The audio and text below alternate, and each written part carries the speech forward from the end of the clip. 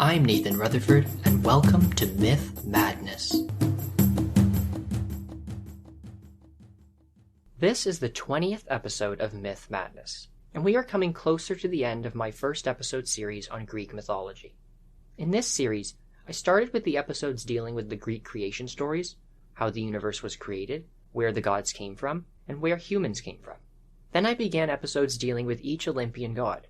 Throughout all of that, you often heard about the most important god in Greek mythology, the king of the universe, Zeus.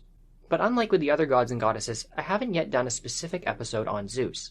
Today is that episode. A bit of it will be recap of things that came up in other episodes, but I wanted to make a single episode that goes through all things Zeus. So let's start at the beginning. As you've heard, the parents of Zeus were the titans Kronos and Rhea.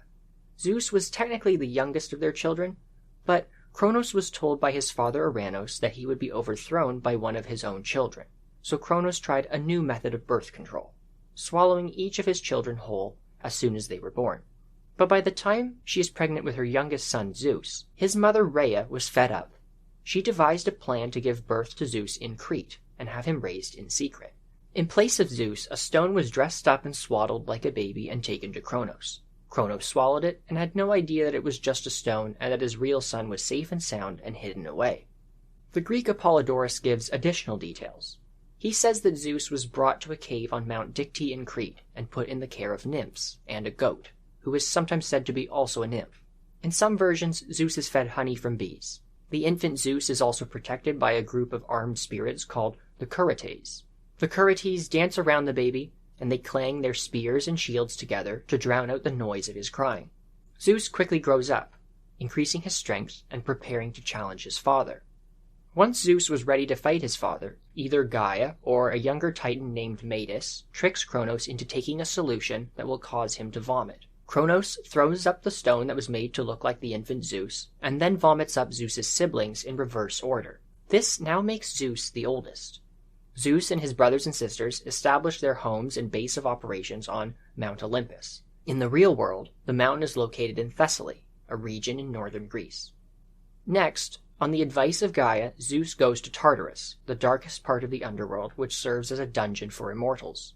He releases 6 of his uncles, all giants, the 3 Cyclopses, and the 3 Hecatonchires, or the 100-handers. Kronos had previously imprisoned all of these in Tartarus. Now, they join Zeus in his revolution. The Cyclopses, skilled in the art of crafting, create for Zeus powerful weapons, his thunderbolts. Forever afterwards, the thunderbolt will be the symbol of Zeus's power, and it appears so in Greek art. In Greek art, Zeus's lightning is never drawn as a zigzaggy bolt like we draw it today. Lightning is always drawn as a very different shape. It almost looks like a bundle of arrows or a weird double-sided fork. Now, even with this new weapon, the war between the Titans and Olympians lasts for 10 long years. The fighting is continuous and bitter. Zeus unleashes his full power, hurling thunderbolts, and with the help of the other gods and the Hecatonchires, Kronos and the Titans are eventually defeated, imprisoned in Tartarus, and Zeus becomes the new king of the universe. Once king, his throne was guarded by winged spirits, the male, Kratos, strength, and Zelos, rivalry, and the female, Nike, victory, and Bia, meaning force. After becoming king, Zeus then began establishing a more recognizable universe and strengthening his position.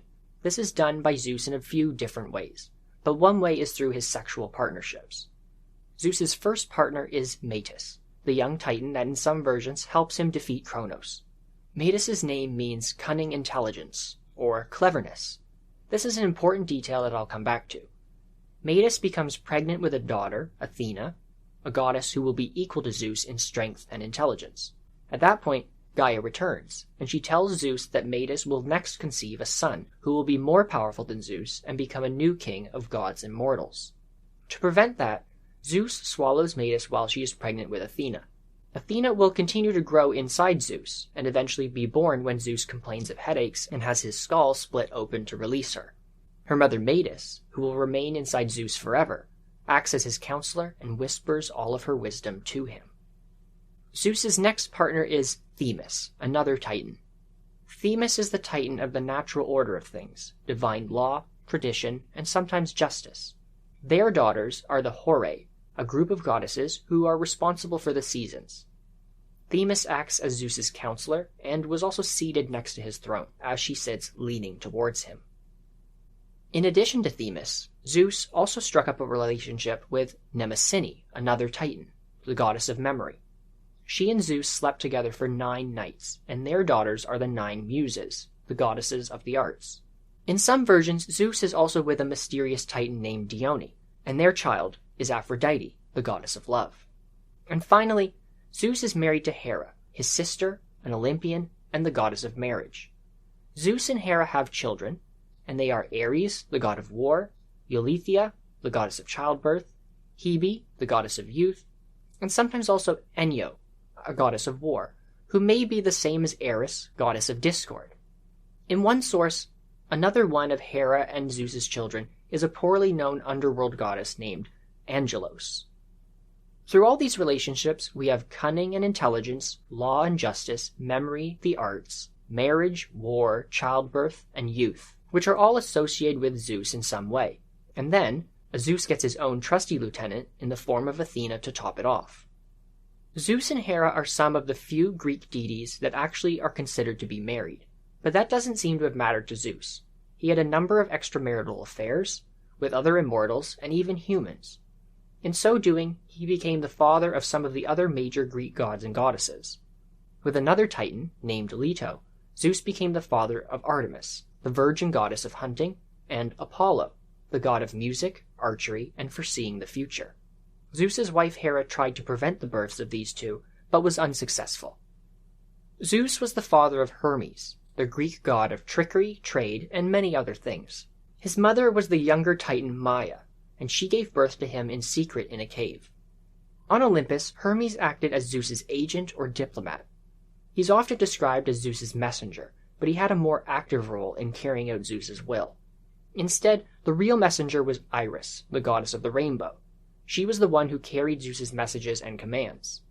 Iris wasn't simply a relayer, though. In the Iliad, when she carried messages between Zeus and Poseidon, she questioned Poseidon's word choice, knowing the message he originally wanted her to take to Zeus was too strong to say to the king of the gods.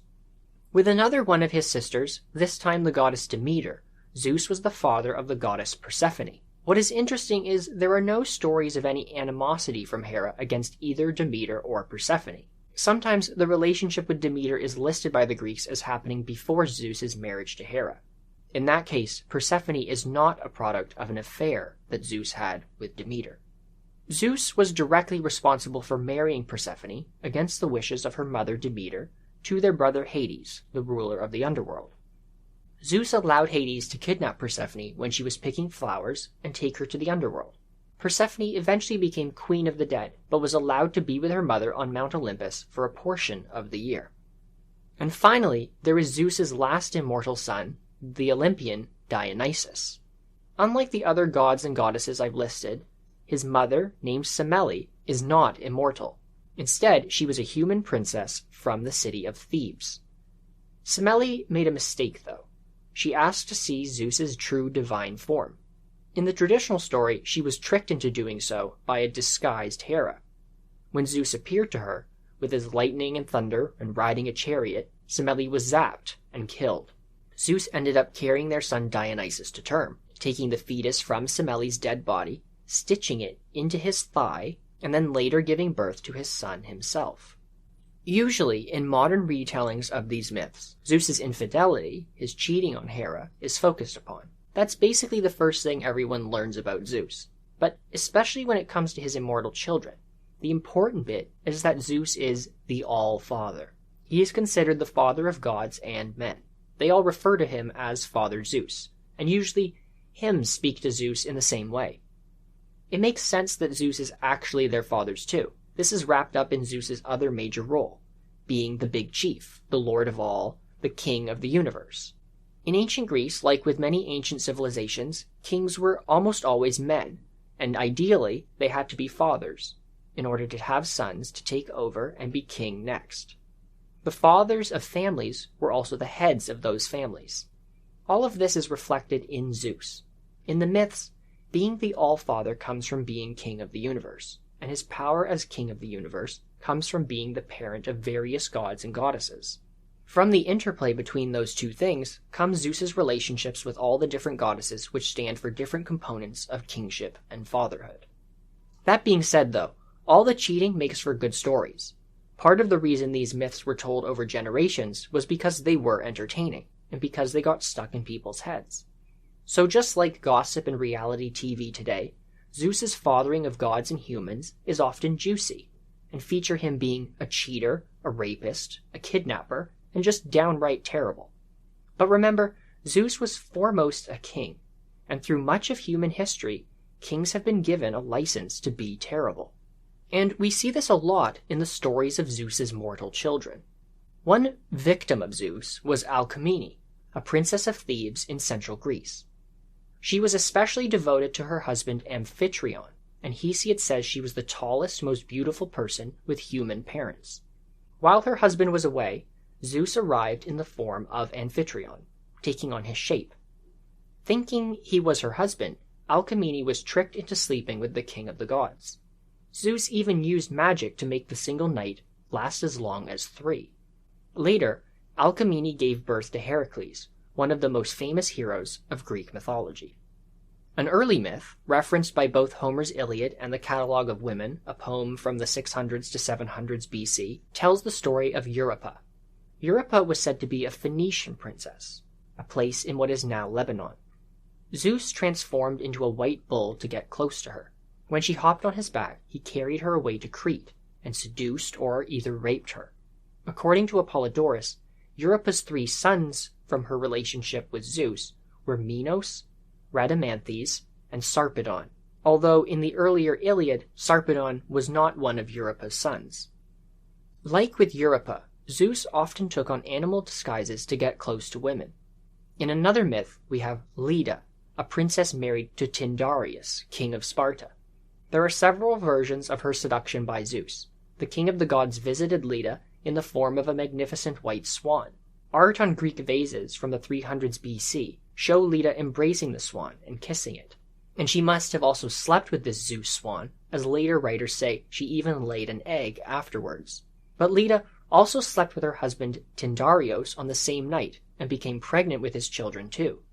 Afterwards, Leda gave birth to Helen, the famous woman who was kidnapped and taken to Troy, the hero twins, Castor and Polydox, and sometimes also a woman named Clytemnestra.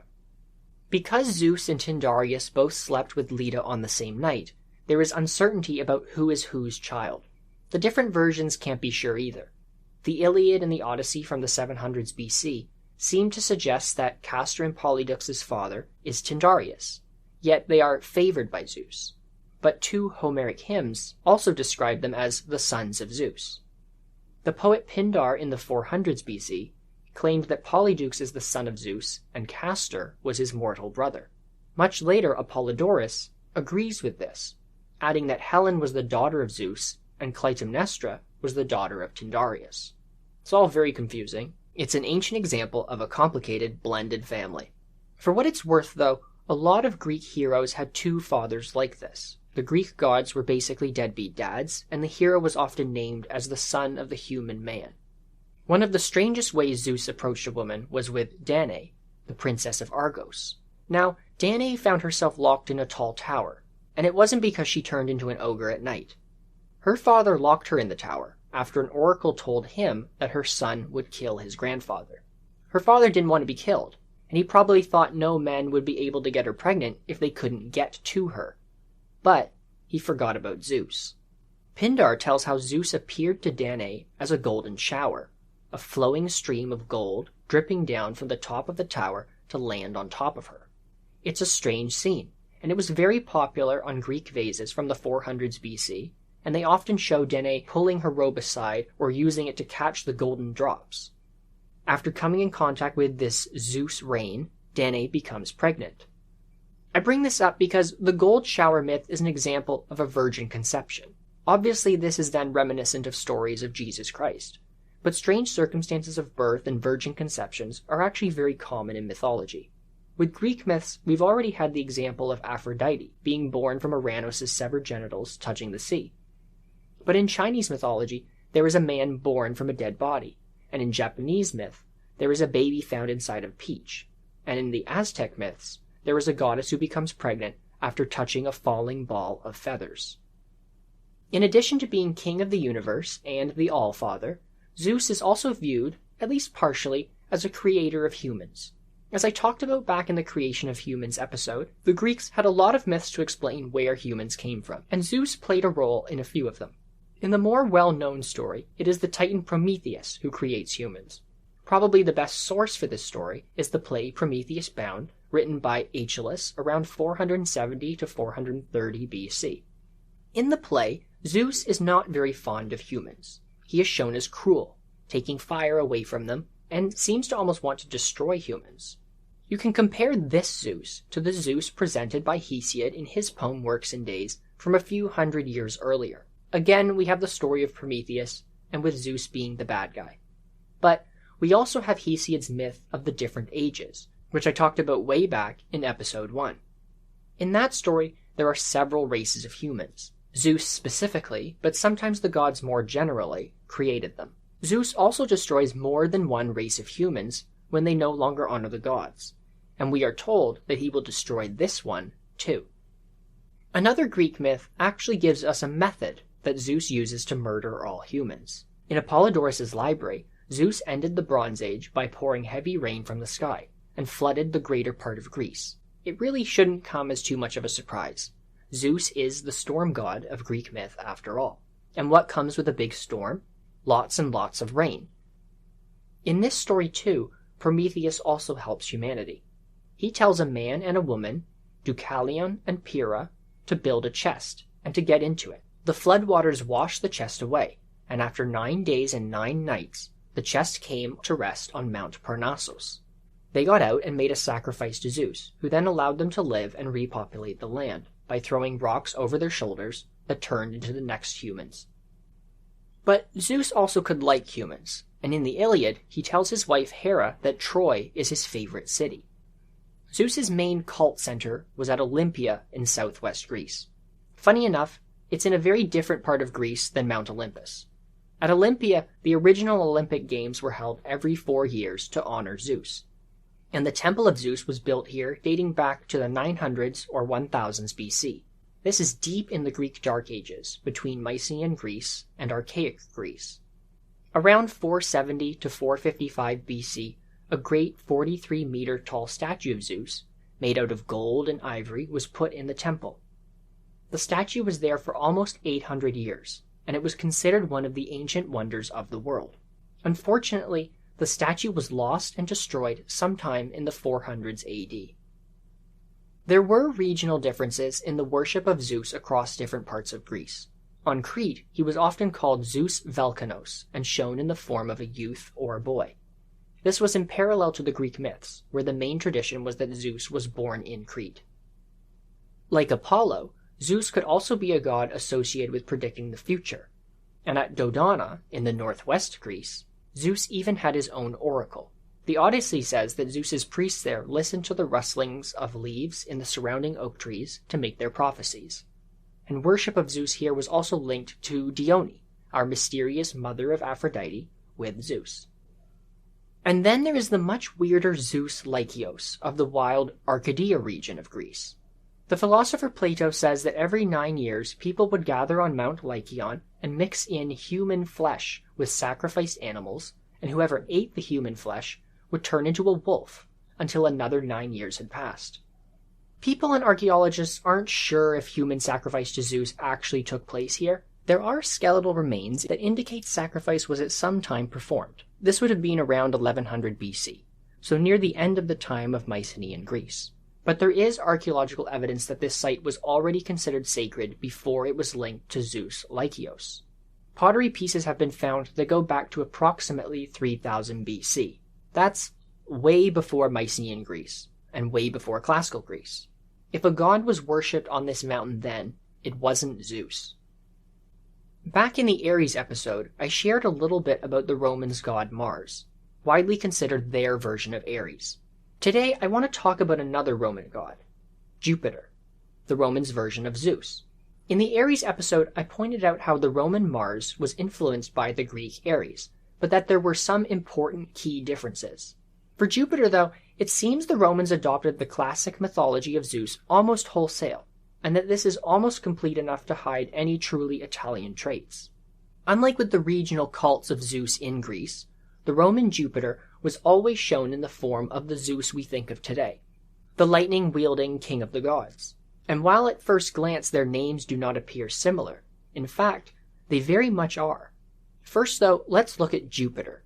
Usually it's spelt with a J, right? But the thing is, a J in Latin actually has a Y sound, a Y. So Jupiter is more accurately pronounced as Jupiter, and in Old Latin, the name is actually written as Ju Pater, or even Diu Pater. In Latin, pater means father, so Ju Pater has father right in the name. Pater is also father in ancient Greek, and in ancient Greece, Zeus was often called Father Zeus, so it would have been very common to hear people say Zeus Pater. If you listen, Zeus Pater and Ju Pater, they're already starting to sound the same. So why is this? Well, it's widely believed by linguists, and I'm not a linguist, so bear with me here, that the names Jupiter and Zeus, or Zeus Pater and Ju Pater, evolved together from earlier words spoken by people before the Greeks and Romans developed their specific, distinct languages. Languages evolve over time along with the groups of people that spoke them, and as accents change and new words are added or no longer used anymore, vowels can shift, letters can be dropped, and words can subtly change into something different. This process was continuous, and it can even be seen when you look at the names for Zeus used in Mycenaean records. In Mycenaean Greek, the name Zeus is written as Diwas. How do we go from Mycenaean Diwas to Zeus? Well, if the W is dropped, you get Deus, which again you can see how the consonants can shift and you get Zeus. If you keep going backward, linguists believe that these words were ultimately derived from words meaning the daylight sky, as in not the night sky, and father. And that doesn't seem all that different from how we think of Zeus today, as the Sky Father. Now that we understand what Zeus's name means, let's talk about some of his epithets, the additional names and nicknames that are sometimes tacked on. Like with most of the Greek gods, Zeus had plenty of them, and lots were used in different regions of Greece, and some were even shared with other gods too. First, there is Aegiochus, meaning holder of the Aegis. Zeus's daughter Athena has the same title. As I went over in the Athena episode, the Aegis is a special piece of clothing, and Zeus uses the Aegis to terrify his enemies. Agoraeus was used to show Zeus as the overseer of the agora, or the town marketplace, or town center. Athena, Artemis, and Hermes were also linked to agoras. As justice and hospitality were very important to Zeus, the title is a good fit for him as well. In addition to these, Zeus had a whole number of other epithets. Some like Keeper of Oaths, Freedom Giver, and Avenger of Evil Deeds. The epithets were always very respectful to Zeus and often emphasized his strength and even his justness. And of course, they would. They were used by worshippers praying to Zeus to be helpful in some way. Zeus was very powerful, and he wasn't going to help Greeks who insulted him. Zeus in the myths was always very fickle, and the Greeks were careful in their real lives, and the other gods and heroes were very careful in the myths, to make sure that Zeus was properly honored, respected, and sacrificed too. It was very bad to get on Zeus's bad side, and in the Iliad he even gives a great speech to the other immortals, warning them against that. This comes when Zeus declares that the others should stay out of the Trojan War. He says this, "Let none of you, neither goddess nor god, try to cross me, but obey me every one, that I may bring this matter to an end. If I see anyone acting a part and helping either Trojan or Greek, he shall be beaten when he comes back to Olympus, or I will hurl him down into dark Tartarus, far into the deepest pit under the earth, where the gates are iron and the floor bronze, as far beneath Hades as heaven is high above the earth, and you may learn how much the mightiest I am among you. Try me and find out for yourselves. Hang me a golden chain from heaven, and lay hold of it, all of you, gods and goddesses together. Tug as you will not drag the supreme counselor from heaven to earth. But were I to pull at it myself, I should draw you up with earth and sea into the bargain. Then would I bind the chain about some pinnacle of Olympus and leave you all dangling in the mid-air. So far am I above all others, either gods or men." There you have it then. Zeus points out that he is king and the other gods don't even come close to him. With all that power, though, it seems like Zeus would be very secure in his reign over creation. You'd think he should be able to find a nice comfy spot at the top of Mount Olympus, give his commands to Hermes and Iris to send out, let Athena and Apollo do the hard work, and then sit back with some of Dionysus's wine and relax, right? So why then all the zapping with lightning and throwing things down to Tartarus and challenging the gods to a large tug-of-war contest? Well, the problem was Zeus couldn't relax because all the immortals were a pretty fickle bunch, and some of them were just waiting around the corner to cause trouble. And then there were also a number of other hostile divine beings too. In the beginning, Zeus was able to defeat Kronos and the Titans, but next week I'll talk about some of the toughest opponents to Zeus's rule over the universe, the giants. So stay tuned. And that's all for today. If you're enjoying this podcast, I would really appreciate it if you can help get the word out and leave a review on Apple Podcasts. As always, thank you for listening.